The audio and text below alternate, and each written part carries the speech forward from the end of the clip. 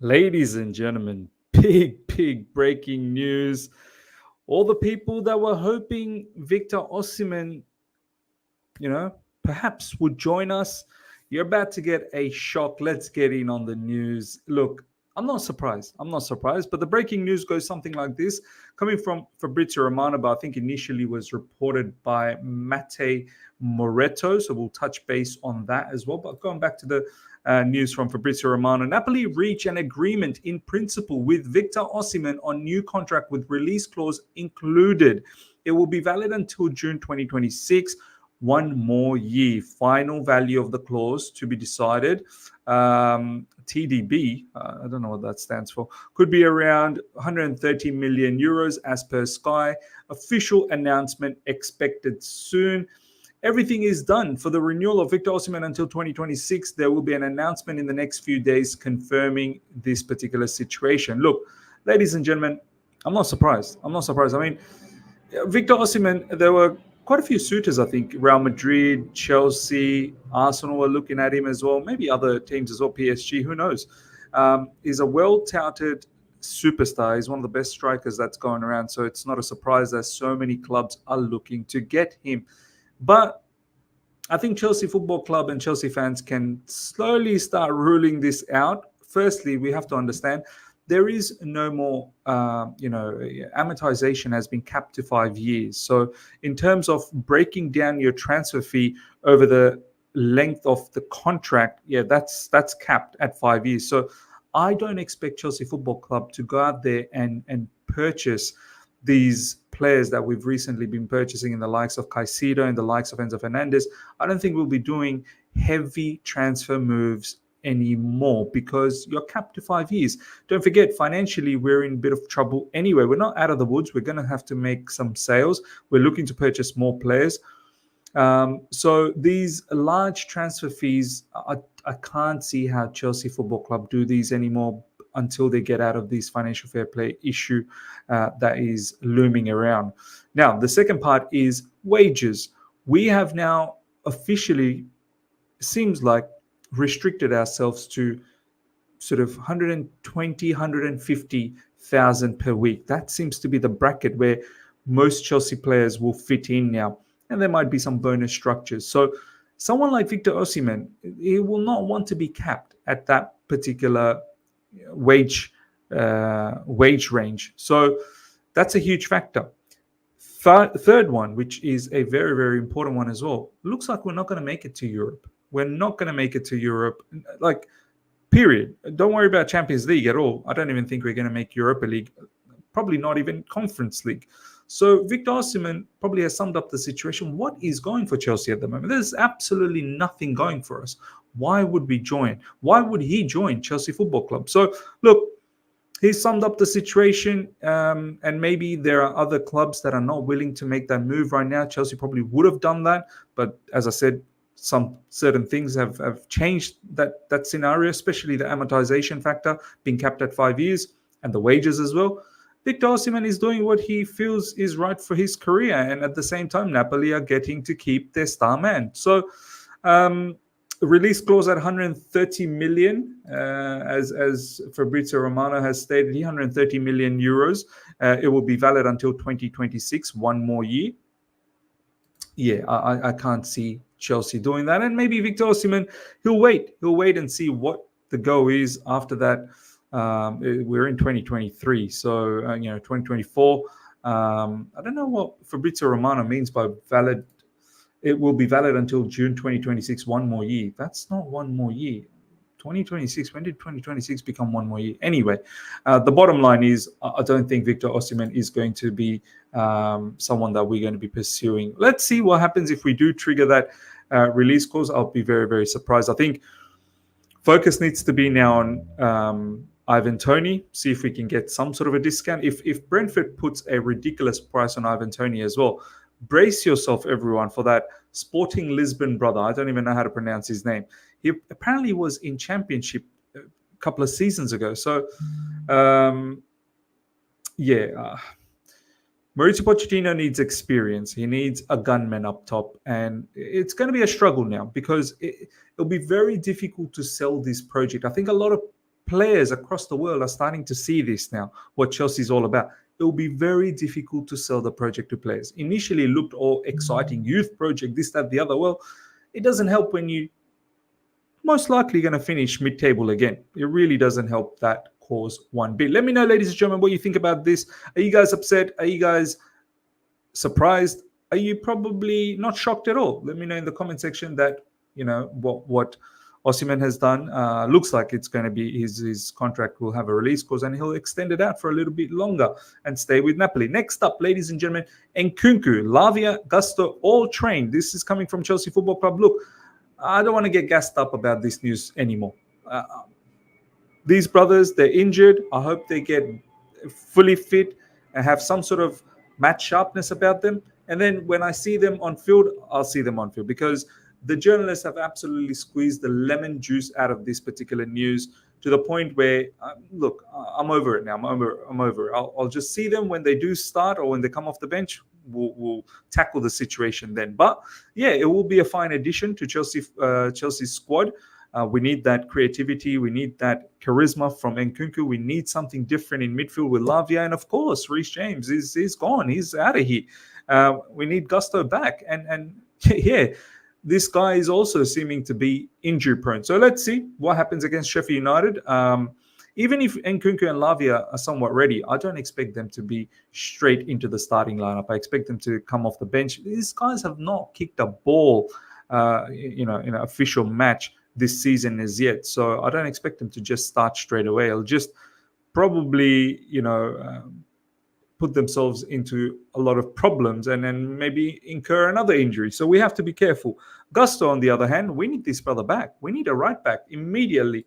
Next up, ladies and gentlemen, some talk about Moises Caicedo. Moises Caicedo in football, you have good times and bad times. Now is a bad time for me. My family is suffering a lot because they read and listen to things said about me. It's hard for me, but I try to be strong. Football is like this. It would be tough. It would be tough. I'm honestly, I'm disappointed how things have worked out in these early stages of this particular season. Well, we're almost midway through, to be honest. I wanted Moises Caicedo. I really did think he was going to be a game changer for us. But who would have thought? Who would have thought this level of foolery that Chelsea Football Club is showing us? Look, one thing I will say that at Brighton, Moises Caicedo had a system to play with.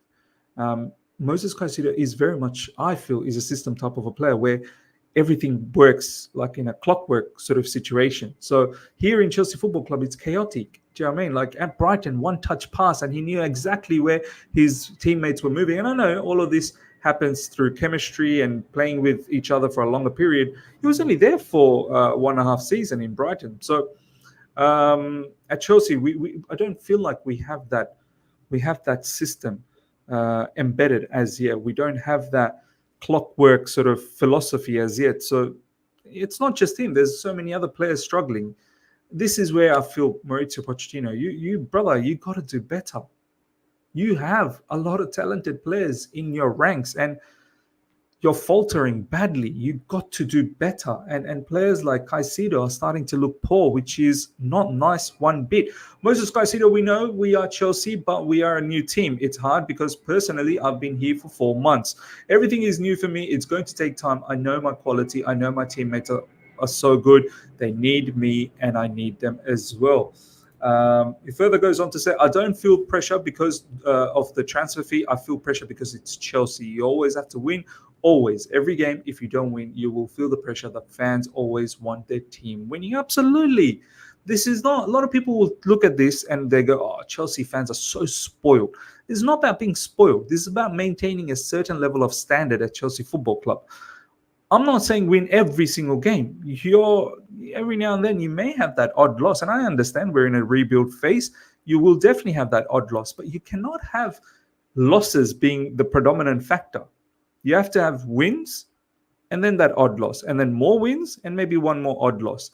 And then you have to show progress in your philosophy, in your style of football, and players developing. So at this moment, everything is going reverse. Don't forget the way we finished last season as well, and that's not on Moises Caicedo. I fully understand that, but Chelsea fans, at this moment, we're all hurting. We're all suffering, not just Moises Caicedo. We're all suffering. And things need to change. Things need to change immediately. We do need to start picking up more wins and go on a bit of a momentum. It all starts from Sheffield United, which I'm worried. I'm absolutely worried. Next up, ladies and gentlemen, Borussia Dortmund are one of the clubs eyeing Ian Maatsen, but can only afford a loan deal, while Chelsea have already filed their loan quota for 7 overseas players. Look, Chelsea probably going to call back a few players from loan because they're suffering at the moment. Andre Santos, David Fofana, who we're going to touch on. So he may have an opportunity to go out on loan. But look, for me, if Borussia Dortmund are unable to buy the player, then find another solution for Ian Maatsen. Ian Maatsen looks like categorically has no future. It's sad. I do rate him as a player, but height apparently is an issue at Chelsea Football Club, and he doesn't fit the particular bill. Like another scapegoat, that we're using now. Union Berlin will send David Fofana back to Chelsea this summer after he failed to make an impact during his loan spell. Another sad story. Another player that we hoped that we're going to make a lot of money out of. Young player, bought him for not that much money, and we're going to flip him for a lot of profit. And look, this is what's going to happen. You're not going to have everyone turn into superstars. This is one of the flaws in this youth program that our owners are creating. Not everyone's going to turn out great. Then what? Then you're stuck with a player that you just don't have any future for. So there's going to be a lot of players that's going to fall into this category, and it's sad to see. It's sad to see where we will be potentially destroying some careers, some young players' careers. Next up, Chelsea and Roma have already reached an agreement that will see Romelu Lukaku stay in Italy for another 2 years, which is fantastic. I don't want any more dramas coming up in the next summer in regards to Romelu Lukaku. I wish Roma could just buy him, but I guess Roma cash strapped at the moment. They don't have that level of money. I think the release clause for Lukaku is about 37 million, something like that, pounds maybe. So they probably don't have money like that. So look, if they keep wanting to take him on loan, just keep paying the loan fee, mate. Just keep paying the loan fee, keep paying his wages, so we don't have to worry about that. And then eventually enough, he can leave Chelsea Football Club. I wish he just left now. Last but not least, ladies and gentlemen, you guys probably all know who this person is. Joey Knight, I think. Yeah, the Joey Knight podcast. There was a whole heap of commotion that was going on in regards to Ben Chilwell and Mikel Mudryk. Now, if you guys don't know, this particular brother, Joey Knight, he went onto True Geordie's channel, and he was doing a podcast over there, and he dropped a particular information saying that Ben Chilwell's barber told Joey Knight that Ben Chilwell doesn't rate Mikel Mudryk. Now, apparently, off the back of that, he's now claiming that that's not true. It was all banter. He was just, messing about. If it's all banter, why haven't you said sorry? In this entire video that Joey Knight has put out, he's not said sorry once. He's created a lot of commotion for the football club. He's created a lot of commotion for Ben Chilwell, who's getting hatred. Mudryk as well, getting a lot of heat as well, because a lot of people are saying Ben Chilwell's correct. He's just created a lot of commotion for no reason. And in this entire video, all he says is it was a bit of banter. There's no truth behind it, but never does he state sorry. So, look, I don't know.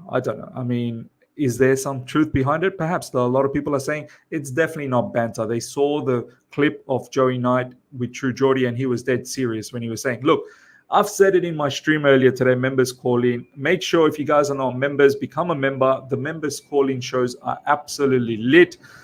In that particular show, I said, where there's a little bit of smoke, there's always a little bit of fire.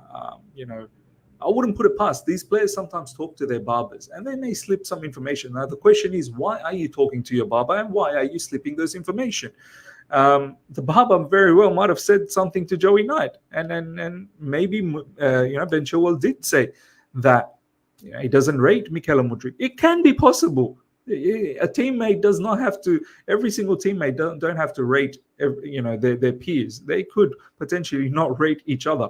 Don't forget, Ben Chilwell did take Mikel Mudrik's position earlier on in the season when Ben Chilwell was playing as a left wing. So look, I'm not claiming it to be true. I'm not claiming it to be false. All I'm saying is this brother has created a bit of a commotion, and maybe he's done it to get a bit of traction on his podcast. So unnecessary heat both these players are getting. But at the same time, if Chilwell did say something like that to his barber, my man, just keep your mouth shut. And this is the issue. A lot of these Chelsea players these days, they just don't know how to keep their mouth shut. And it's creating a lot of unrest. Ladies and gentlemen, hope you guys have enjoyed this. Smash the like button if you're here for the first time. Subscribe, hit the bell notification to stay in touch with all my content. That is your latest in Chelsea news. I shall see you guys for a live stream tomorrow. Until then, everyone, take care and see ya.